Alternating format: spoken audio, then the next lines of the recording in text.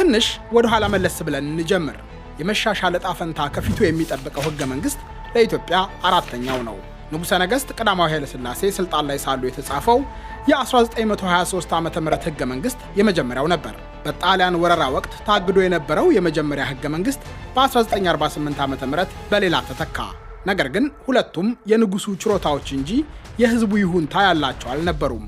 ሁለተኛው ህገ መንግስት ደርግ ስልጣን ሲይዝ በኢትዮጵያ ትቅደም አዋጅ ታገደ። ከዚያ በኋላ ከ1967 እስከ 1980 ዓ.ም አገሪቱ ለ13 ዓመታት ህገ መንግስት አልነበራትም። እኛ የኢትዮጵያ ሰርቶ አደር ህዝብ ብሎ የሚጀምረው የኢትዮጵያ ህዝባዊ ዴሞክራሲያዊ ሪፐብሊክ ሶስተኛ ህገ መንግስት ስራ ላይ የዋለው በመስከረም 1980 ዓ.ም ነበር። የሪፐብሊኩ ፕሬዝዳንት መንግስቱ ኃይለ ማርያም የፈረሙበትና በህዝበ ውሳኔ የጸደቀው ህገ መንግስት በሐምሌ 1983 ዓ.ም በሽግግር ቻርተር ተተካ። አሸናፊው ኢህአዴግ ስልጣን በተቆጣጠረ በአራተኛው ዓመት ገደማ ህዳር 29 ቀን 1987 ዓ.ም አዲስ ህገ መንግስት ጸደቀ። ላለፉት 31 ዓመታት ስራ ላይ የቆየው ይህ ህገ መንግስት እንዲሻሻል ተደጋጋሚ ግፊቶች ሲደረጉ ቆይተዋል። በራሱ በህገ መንግስቱ የተደነገገው ማሻሻያ ግን እጅግ ውስብስብ ነው።